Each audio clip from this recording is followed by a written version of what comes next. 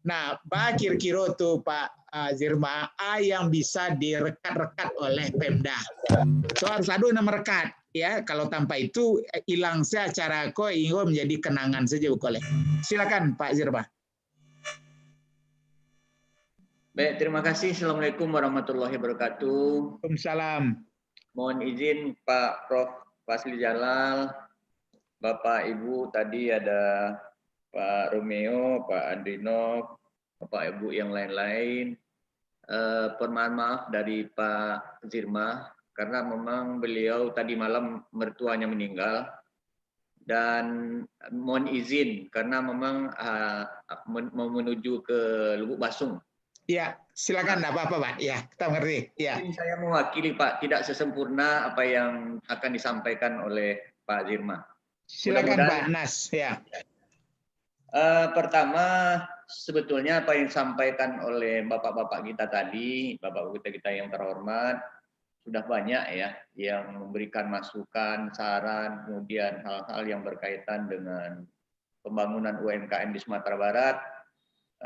Kami ingin sedikit menambahkan bahwa betul apa yang beliau sampaikan tadi. Memang di Sumatera Barat dengan jumlah pelaku UMKM 593.100 atau hampir 600.000 itu yang tercatat di BPS ya pada tahun 2016. Barangkali mungkin sekarang sudah bergeser jumlahnya. Karena diprediksi di Sumbar itu naik jumlah pelaku UMKM setiap tahunnya itu ada 10%.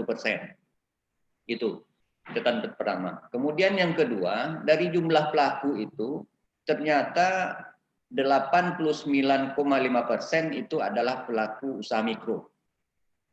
Dengan segala kemudian yang untuk kecil lebih kurang 7% dan sangat sedikit yang besar.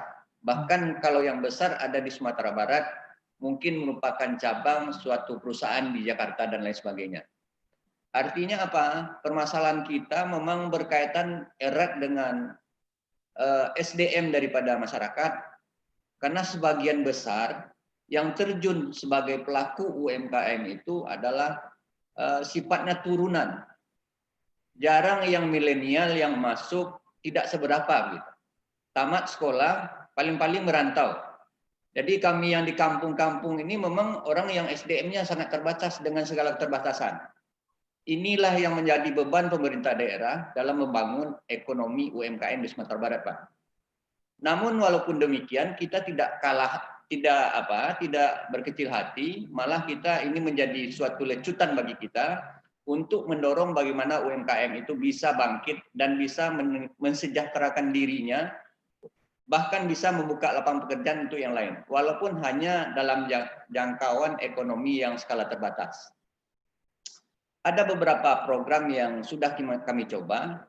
UMKM ini memang tersebar mulai dari pinggir laut sampai ke atas gunung di Sumatera Barat. Jadi tidak tersentra, tidak terkawasan, tidak terkelompok. Dimanapun ada pelaku UMKM. Maka untuk itu beberapa tahun terakhir, di 2019 kemarin, kami dengan kawan-kawan kabupaten kota sudah memperkecil ruang gerak, apa yang bisa membuat kita bisa melihat gerakan-gerakan yang dilakukan bisa mengangkat UMKM. Maka kita tetapkanlah kawasan-kawasan atau sentra-sentra tertentu, komoditinya unggul, komoditinya berbahan baku lokal, untuk bisa kita tingkatkan nilai tambahnya. Nah, nilai tambah inilah nanti yang kita harapkan memberikan kontribusi dari kesejahteraan beliau-beliau ini.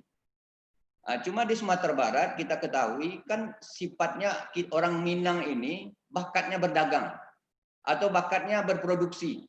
Sebagian besar kalau kita lihat di lapangan, mereka-mereka ini ada sifatnya berproduksi.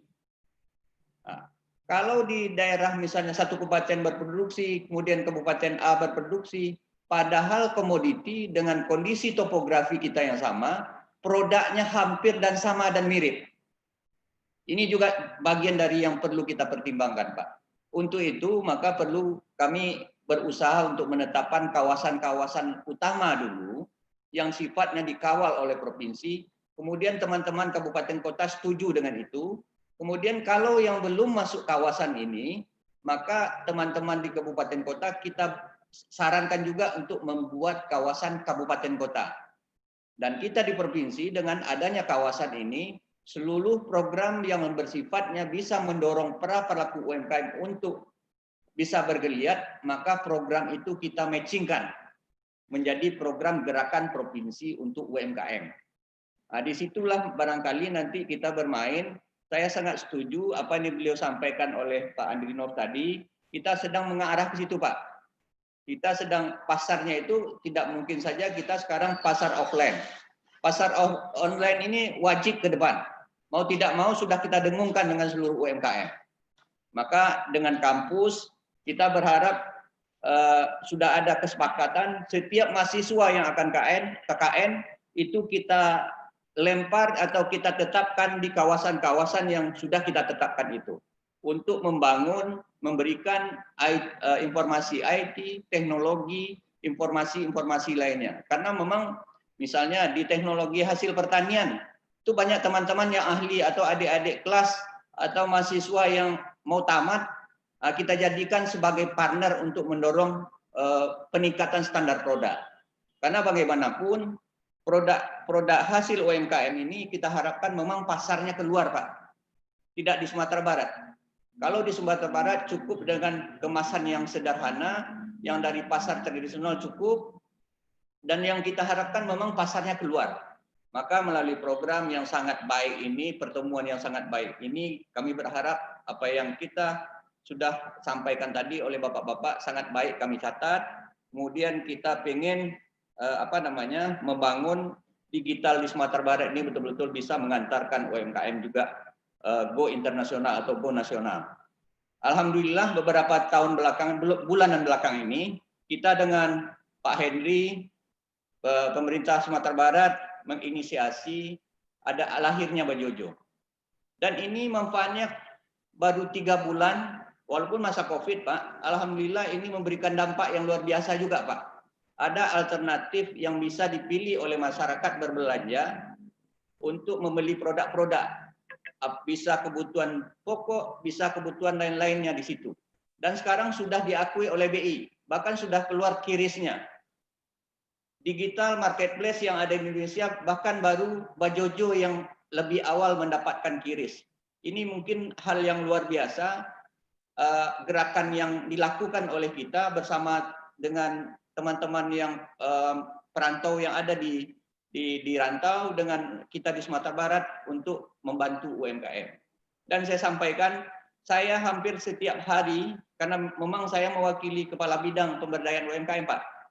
Saya kebetulan sehari-hari bertugas di situ, tahu persis masalah di lapangan, apa yang dihadapi, kemudian dilaporkan ke kita.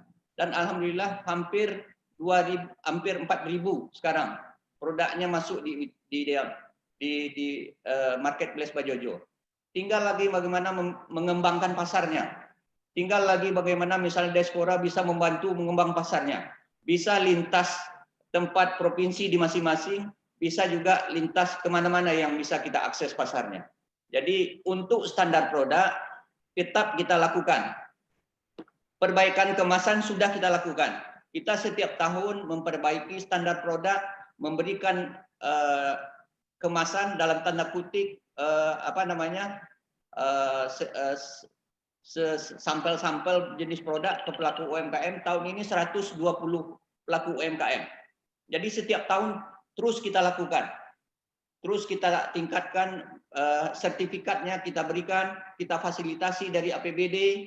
Apa yang disampaikan Pak Wagub tadi, banyak hal yang berkaitan dengan UMKM yang kita fasilitasi.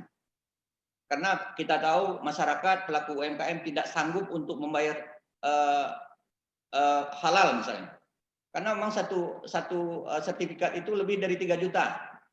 Maka kita anggarkan itu di APBD. Bisa dapat 30, 40 1 tahun. Itu yang di provinsi. Kebetulan ini bicara di Dinas Koperasi UKM, maka itu yang kami sampaikan. Mungkin di tempat-tempat kawan lain juga seperti itu, Pak. Ya. Jadi artinya inovasi, perbaikan produk di luar kemampuan daripada UMKM itu harus bersama-sama, Pak. Di catatan kita sekarang sedang mendata digitalisasi produsen-produsen.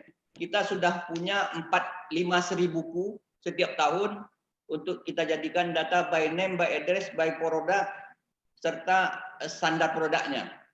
Bahkan untuk beberapa produk, kami dengan beberapa teman profesor di Universitas Andalas sedang menyusun standar operasional SOP, standar operasional produk lokal, belum SNI.